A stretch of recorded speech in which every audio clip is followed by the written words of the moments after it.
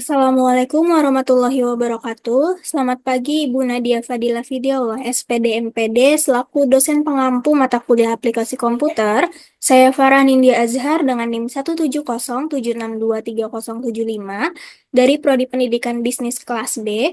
Izin memberikan hasil video untuk memenuhi penilaian ujian tengah semester pada mata kuliah aplikasi komputer. Video yang pertama yaitu mengenai tata cara penggunaan Microsoft Forms.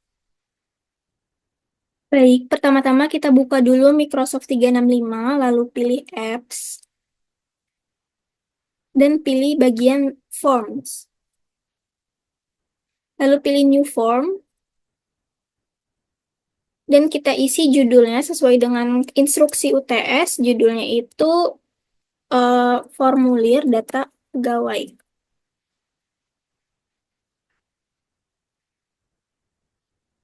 Quick Start With. Kita pilih section, karena kita akan mengisi section 1 terlebih dahulu. Lalu Add New Questions. Pada ketentuan UTS, pertanyaan pertama yaitu apakah Anda adalah pegawai perusahaan X, bisa kita gunakan pilihan ganda.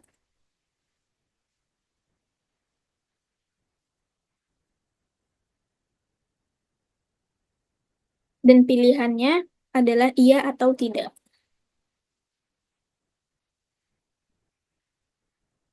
Lalu pilih Required, Add New Questions, lalu section yang kedua. Pertanyaan selanjutnya yaitu nama lengkap yang bisa kita isi dengan teks. Klik Required.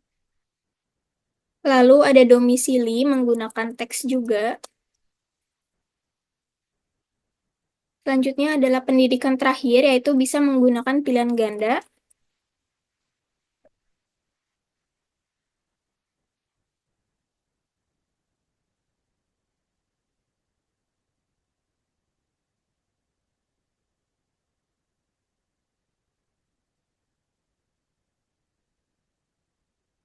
Lalu ada bidang pekerjaan, bisa kita gunakan teks.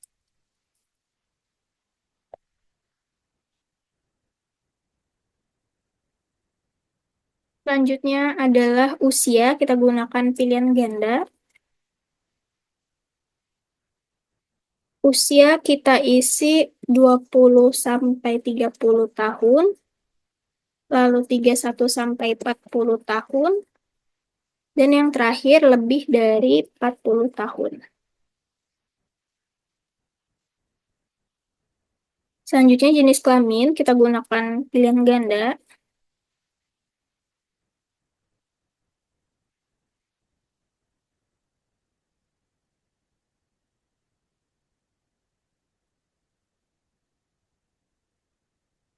Lalu untuk hobi kita gunakan teks.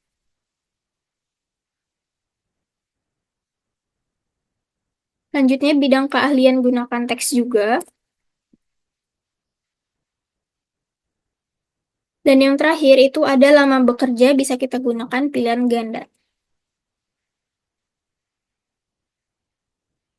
Dengan pilihan 1 sampai 5 tahun dan lebih dari 5 tahun. Selanjutnya, kita lanjut dulu ke section ketiga. Tapi sebelum itu ada beberapa pertanyaan yang memiliki ketentuan khusus yang akan kita atur di akhir nanti. Sekarang kita lanjut terlebih dahulu ke section ketiga. Sesuai dengan ketentuan UTS, pertanyaannya itu adalah apa yang Anda sukai dari perusahaan, dan ini bisa kita gunakan teks.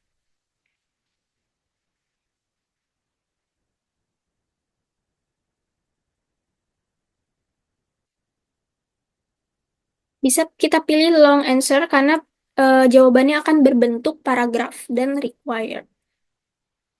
Pertanyaan selanjutnya juga kita bisa gunakan teks, yaitu mengapa bertahan di perusahaan X. Long answer juga. Lanjut ke section yang keempat.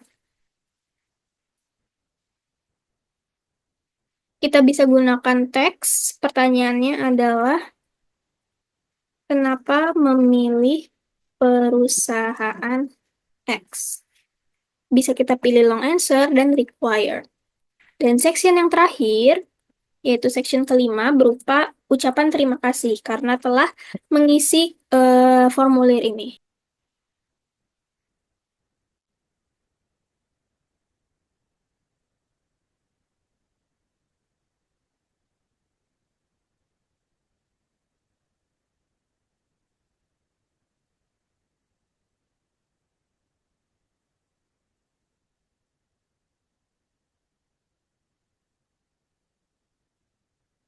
Baik.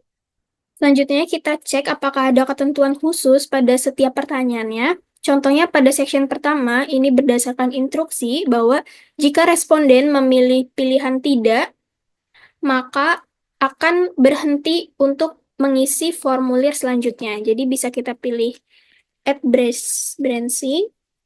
Lalu pada pilihan tidak, kita bisa pilih end of the form. Jadi responden tidak bisa melanjutkan pengisian formulir ke section berikutnya. Pada section kedua, ada ketentuan pada bagian lama bekerja. Jika responden mengisi pilihan 1-5 tahun, maka akan dilanjutkan ke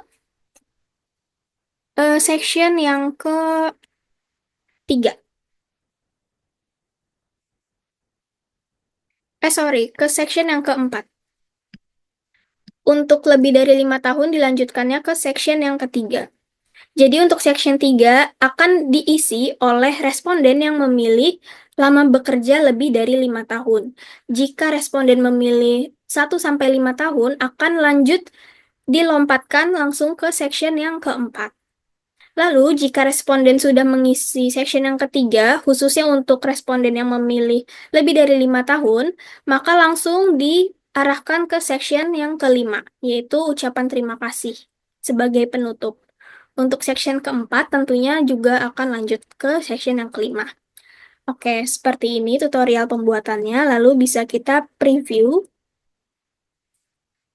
Jika memilih tidak akan langsung tersubmit, lalu jika memilih iya akan dilanjutkan ke section berikutnya.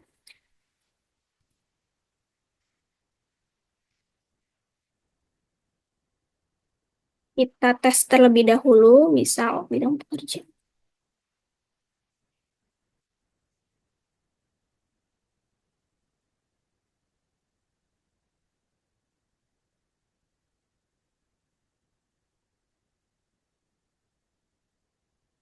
Jika memilih 1-5 akan dilanjut ke section pada pertanyaan seperti ini, yaitu section keempat. Jika memilih lama bekerja lebih dari 5 tahun, maka akan dilanjutkan ke section yang ketiga. Setelah mengisi section ketiga,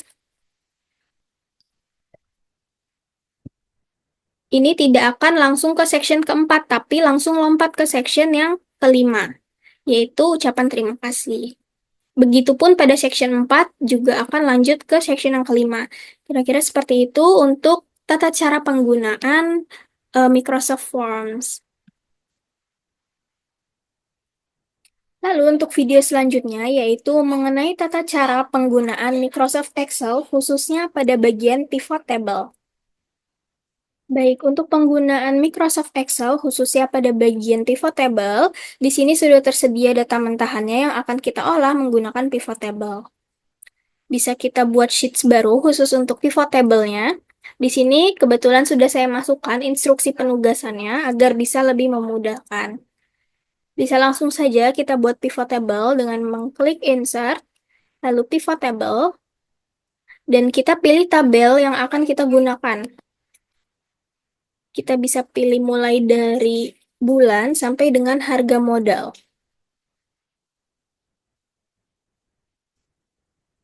Oke. Lalu untuk lokasi penempatan pivot table-nya, bisa pilih existing worksheets, lalu pilih kolom yang ingin kita letakkan tabelnya. Kita klik ini, lalu oke. Nah, di sini pivot table-nya sudah terbentuk, tinggal kita buat untuk penempatan-penempatan bagiannya.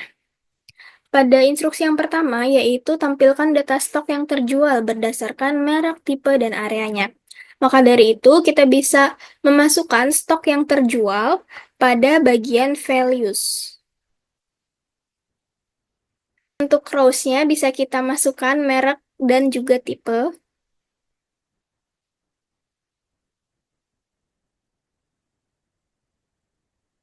Dan untuk columns-nya kita masukkan area. Nah, ini untuk instruksi yang pertama. Seperti ini tampilan pivot table-nya. Lalu lanjut ke instruksi yang kedua, yaitu tampilkan data stok yang terjual berdasarkan merek, tipe, dan areanya hanya pada bulan Februari. Kurang lebih sama, jadi kita bisa kopas tabel yang sudah dibuat.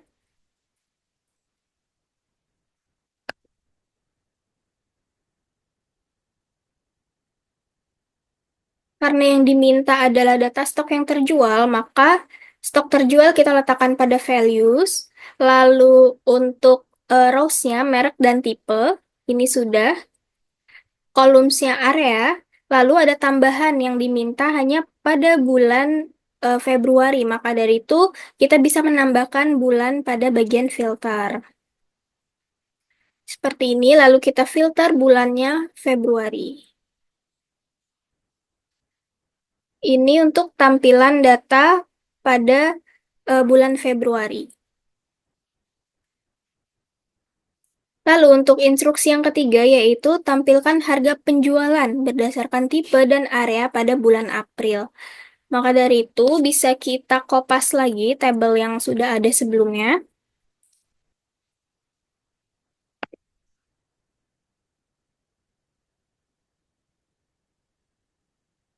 Karena yang diminta harga penjualan, tampilan harga penjualan, maka untuk stok terjual bisa kita kembalikan dan digantikan dengan penjualan pada bagian values.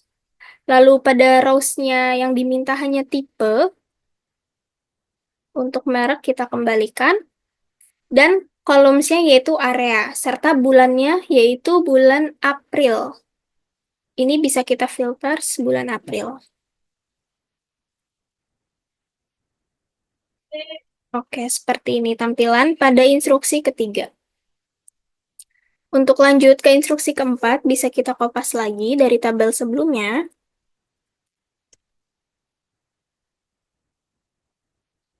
Instruksinya adalah tampilan harga modal berdasarkan tipe dan areanya pada bulan Januari. Tipe dan area. Berarti untuk yang ditampilkan adalah harga modal. Untuk penjualan kita kembalikan dan digantikan dengan harga modal pada bagian values.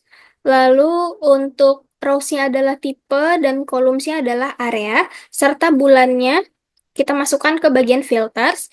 Di sini bisa langsung dipilih untuk untuk bulan yang diminta, yaitu bulan Januari. Oke, seperti ini tampilannya pada instruksi keempat. Lanjut ke instruksi yang terakhir, yaitu instruksi kelima. Bisa kita kopas dulu tabelnya. Yang diminta adalah tampilkan pajak kadaluarsa berdasarkan merek, tipe, dan area pada bulan Januari. Maka dari itu, kita bisa mengubah value-nya yang awalnya harga modal menjadi pajak kadaluarsa. Lalu untuk rows-nya adalah merek dan tipe. Di sini sudah tercantum tipenya, tinggal kita tambahin mereknya saja. Lalu pada columns-nya adalah area serta filternya di bulan Januari. Oke, ini sudah bulan Januari.